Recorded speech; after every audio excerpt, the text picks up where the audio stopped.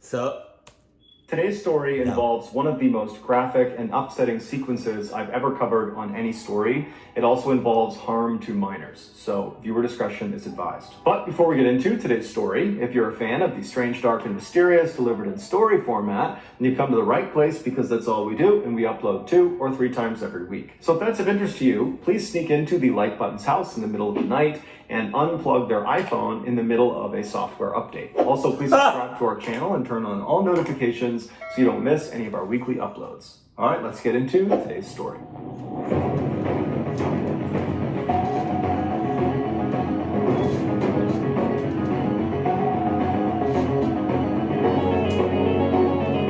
Dice roll. Dice roll.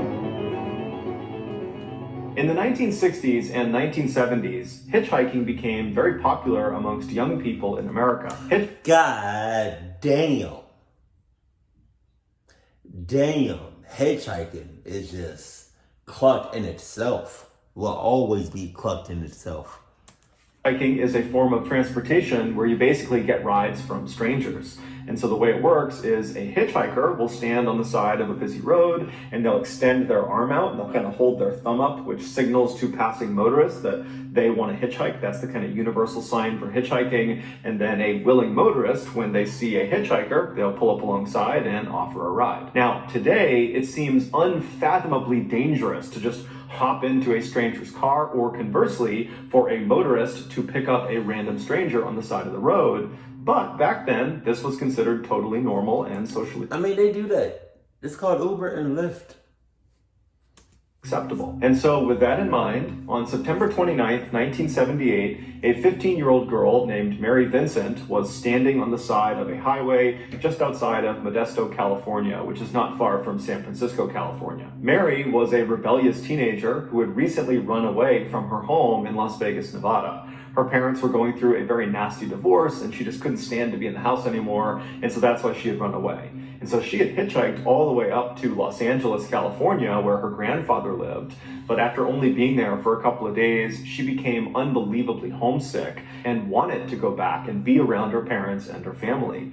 And so one day when her grandfather was out, she slipped out of his house and she began hitchhiking back to Las Vegas, Nevada. And so she had hitchhiked from Los Angeles to Modesto, California. That's where the first person was willing to drive her to. And so she was on that strip of highway in Modesto looking for another ride that could take her farther south. She was on this highway with 2 other young hitchhikers. They all had these signs that said going south, so they weren't just holding their thumbs out, they were holding these signs.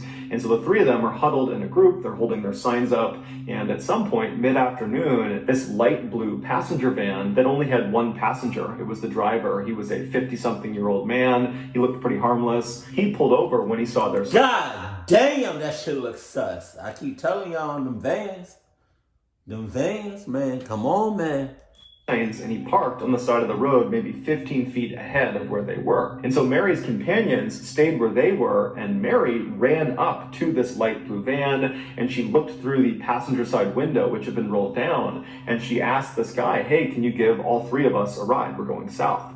And this man, he would look at her and say, "I can only give you a ride. I can't give the other 2 a ride. I can only give you a ride." And so Mary is confused because she's looking at this guy and she's seeing all this space in his van and she's thinking to herself, why? It's already disturbing. She's 15. She's 15. And he's what, 50-something?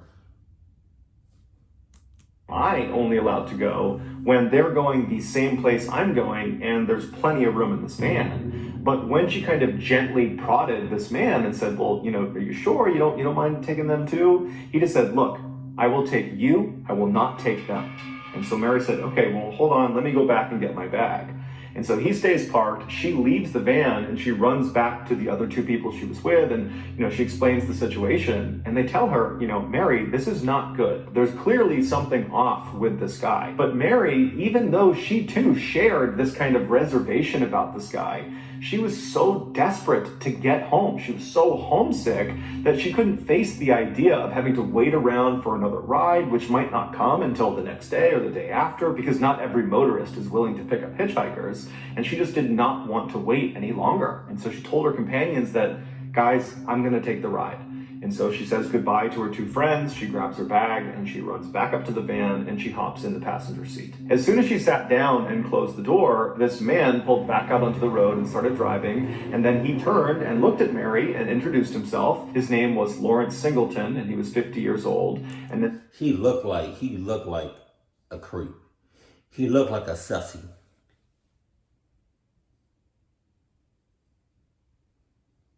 Sussy. I just made up another word. At first, it was clucky, which technically I don't know if I made up a word, but it feels like I did. Clucky and sussy. He's sussy. Like, he a clucky. Like, what you talking about? Look at him. Look, it's the nose. It's the nose for me. Mary, she introduced herself, and then they have some small talk, and very quickly, Mary feels at ease around Lawrence. He kind of reminded her of... Again, I'm watching Surviving R. Kelly 2 right now on Netflix. And this is just anything that deals with like minors and underage. My thought goes immediately like, ew, and it's crazy because with R. Kelly, excuse me, with those girls, he would come off lovable, charismatic. Oh, think of me as your brother or something like that. And then somehow, some way, he'll end up having sex or doing something sexual with those. Jesus. But this is how it kind of seems like it's heading towards that. Grandfather. He was very nice, very polite. And so when she started to feel tired pretty early on in their trip, she said, "Hey, Lawrence, do you mind if I doze off while you drive?" And oh my God. Say, "No problem. Go ahead. Go to sleep." And so Mary turned away from Lawrence and kind of curled up on the seat, and pretty quickly she was asleep. A little while later, when she woke up, she looked out the window and immediately could tell they were going the wrong way. So she turns to Lawrence and says, "We're going the wrong way." And Lawrence would say, "Oh, you know what? I made a mistake. I'll get us turned around. Sorry about that. I had no idea."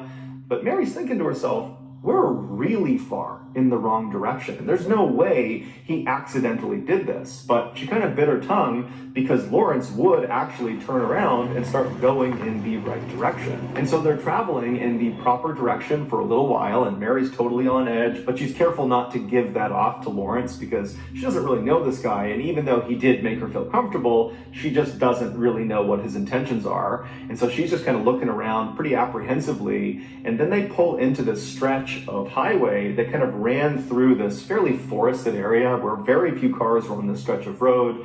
And Lawrence suddenly tells Mary that he wants to pull over because he has to go to the bathroom. He wants to relieve himself. And so Mary kind of apprehensively says, "Yeah, okay, that's fine." And so as Lawrence is beginning to pull off of the highway, Mary happens to look down at her feet, and she notices one of her shoes is untied. And instinctually, Mary just thought to herself, I better make sure that shoe gets tied because I might need to run away from this guy. But she didn't want to reach down and start tying her shoe. It was kind of awkward because the space was small, and she was worried it would be kind of suspicious if she did it. And so she thought, okay, as soon as we pull off, I'll get out of the car and I'll tie my shoe. And so Lawrence, he pulls over, but he doesn't just pull over onto the shoulder of this road. Instead, he pulls into this access road that kind of trails into the forest. And so as soon as he turned onto this road, the alarm bells are going off in Mary's head. She knows something is wrong, but she doesn't really know what to say to Lawrence because he's not talking to her, and she doesn't really want to look at him. And so she's just kind of going over in her head what she's going to do. Is she going to run? Is she going to confront him? She doesn't know. And then eventually, after about a minute or so, when they are far enough away from the main road that no one on that road could see them, they're pretty far into this forest, Lawrence stops the car and he hops out to go relieve himself. And immediately, Mary, she hops out of the car too, and she bends down to tie her shoe. Before she could finish tying her shoe, suddenly something smacked her hard in the back of the head, and it knocked her unconscious. It was Lawrence. He had hid a hammer next to his seat, and when he had gotten out, he did not go relieve himself. Instead, he walked around the vehicle and smashed her in the head. When Mary came to, she realized she was laying down in the back of the van, and as she was looking out the windows, she could see that they were still parked out in the middle of the forest. And then when she tried to move, she realized her hands, her feet, everything had been tied down to the van. She couldn't move. And so as she's wondering what's going on, Lawrence comes around, he opens the back doors to this van, he hops inside, and he begins assaulting her. Mary has no idea what to do. She's a 15-year-old kid, and this guy is on top of her, he's not stopping, and so she just began quietly begging him to please stop, set me free, I won't tell anyone. She just kept repeating that over and over and over again, and Lawrence never spoke back. He just continued the assault for hours and hours. Finally, when Lawrence got tired, he got off of Mary and he climbed out of the back of the truck and he went around and he climbed into one of the front seats and he fell asleep. And so Mary probably tried to free herself from her restraints, but there was nothing she could do. The restraints were tied too tightly. And so for hours, she must have just laid there wondering what was going to happen to her. And then at some point in the middle of the night, Lawrence wakes up again, and without saying a word to Mary, he just climbs out of the van and gets into the driver's seat and then drives the van out of the forest. He drives on the main road for a little while until he turns down another access road that takes them away from the main road, so away from any prying eyes, and he comes to a stop somewhere out in this forest in the middle of this big canyon. Lawrence parks the van, he climbs out and walks around to the back. He opens up the back doors where Mary is laying there whimpering and crying and begging to be set free. He climbs inside and her torture continues for hours and hours until the sun finally came up. At which point Lawrence stopped. He climbed out of the back of the van and he's standing out there and he turns around, so he's facing Mary, and he reaches in and he undoes her restraints. So he frees her, he pulls her out of the van and stands her up on the ground. And so she's crying, she's beaten, she's bloodied, she doesn't know what's going on. And she just gently says to him, "Please set me free." And he says, "Oh, you want to be set free? I'll set you free." And so he walks around this totally destroyed 15-year-old girl and he reaches into the back of his van where there's this toolbox and he pulls out a hatchet. And so he walks back and he's standing in front of Mary, and Mary would have had a fraction of a second to see what was in his hand before, in one fluid motion, he reaches and grabs her left arm with his left hand. He grabs her on the wrist, and he raises his hatchet up, and he brings it down on her left forearm, severing her arm off right below the elbow. And so Mary falls backwards to the ground, and she looks down at where her left arm just was. She's in shock, and before she can do anything, Lawrence just walks over, and with his left hand again, he reaches over and grabs her right wrist. And now Mary knows what he's about to do. He's still holding this hatchet. And so she's screaming, and she's kicking him as hard as she can to try to get him off of her, but his grip is too strong. And then he begins to chop at her right forearm over and over again. It would take 4 hard blows to finally sever her right arm off of her body. And so Mary falls to the ground in a heap. She's bleeding profusely. She's screaming in agonizing pain. And all Lawrence can focus on is that one of Mary's amputated hands was clutched on to his left arm.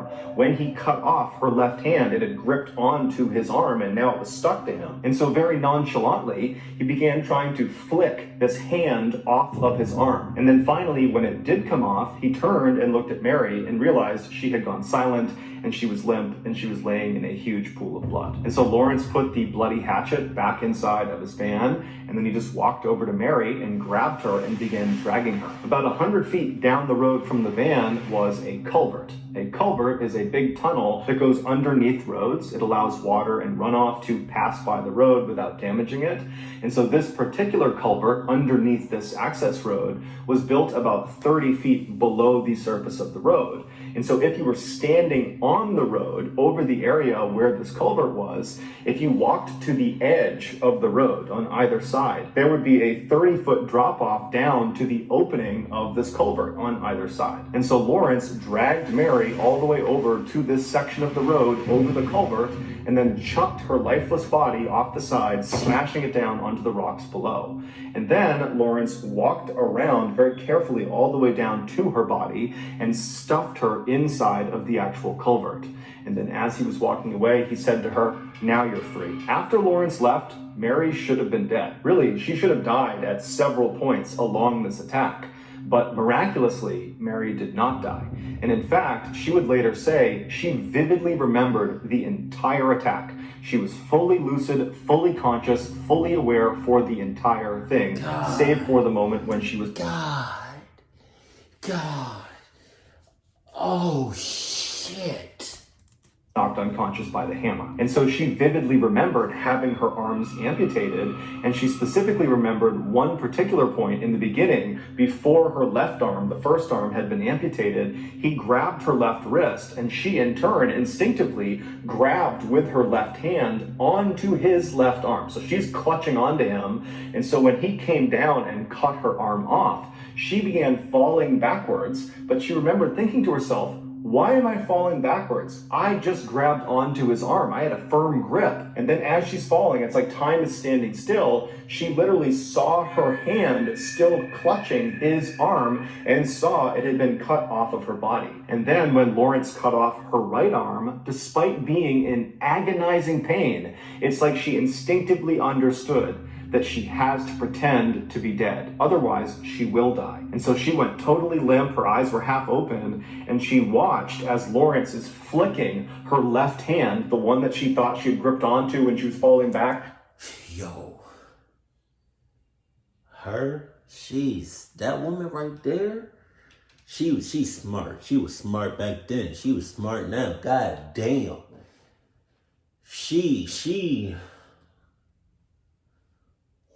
I don't know how she did that, but she did it.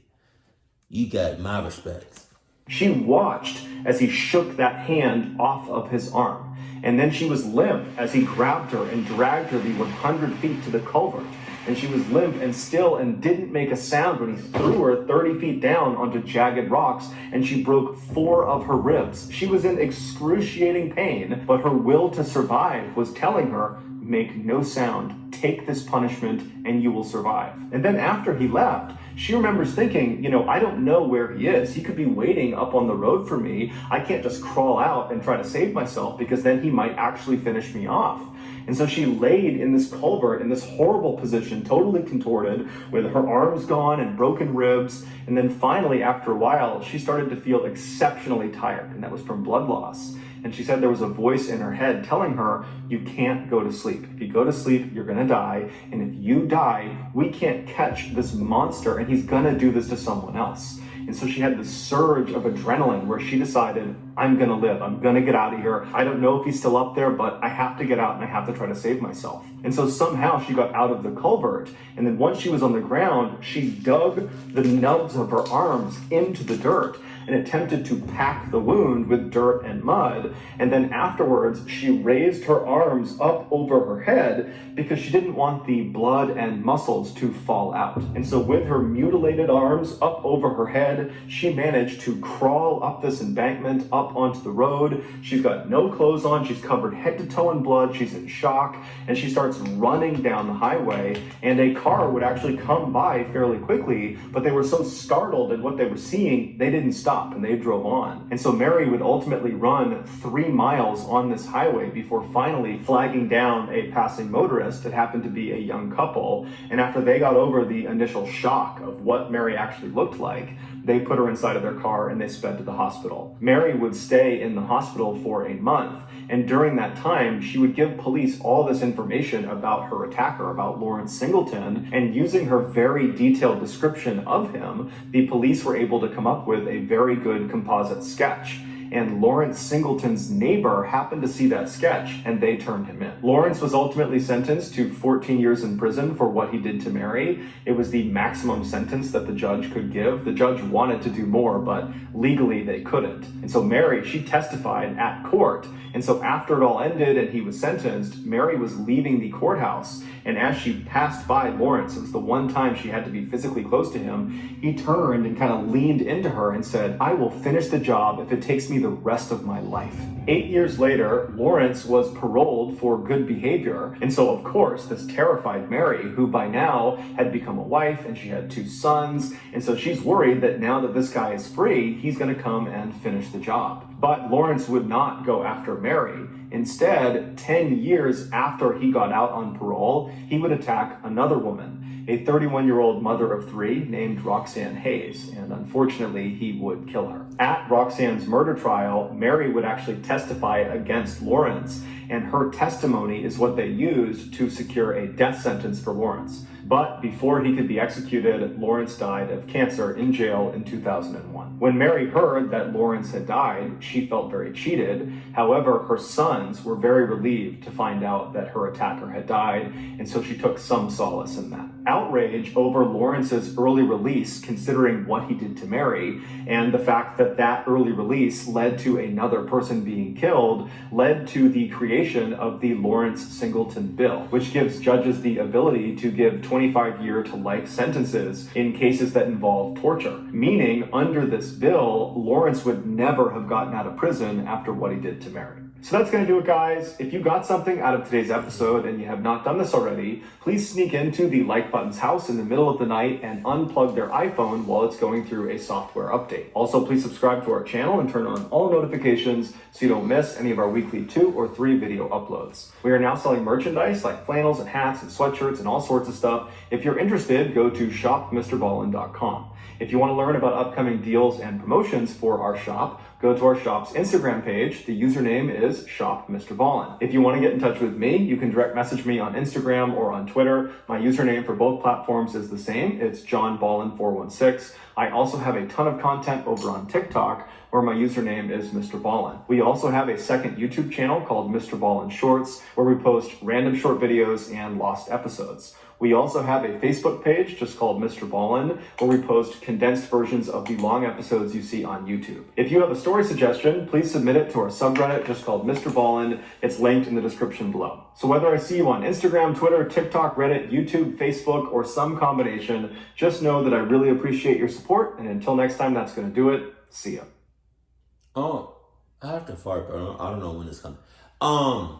She was that's crazy. I'm glad she survived, but she was that desperate that she almost risked her own life to get home.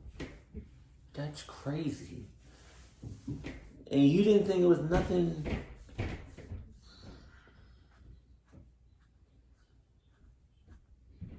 That was a huge ass red flag that guy would only take you and nobody else. That was a big ass red flag. God damn.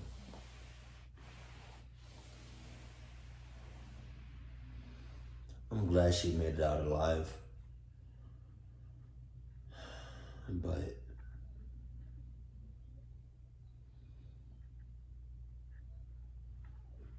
I don't understand why we have people like this in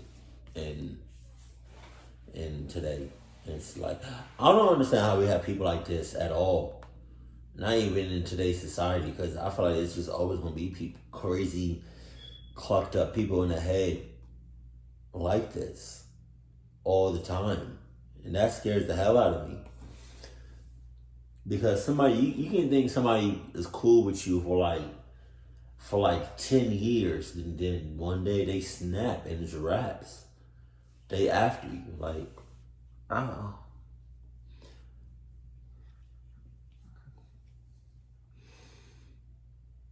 Mm-mm.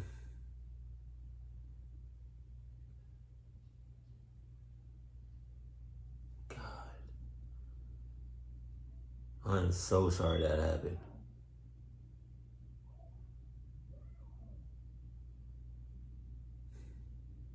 And hitchhiking, that should be illegal.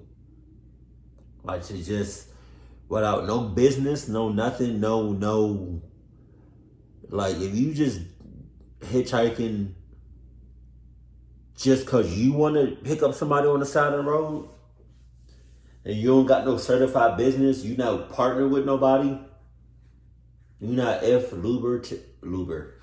You not if you're not an Uber, Lyft, taxi driver, or anything like that, and you just doing it just because you want to do it, that should be illegal. That should be illegal. Yeah. Jesus, because you do not know who you get in that car with. Jesus, God, I'm sorry. So sorry that happened to you, man. Keep it cool, keep it classy, and I love you. Stay happy. But another thing, like, if you're a minor, yeah, please keep your guard up. Like, please, Jesus. Keep it cool, keep it classy, and I love you. Stay happy, my family.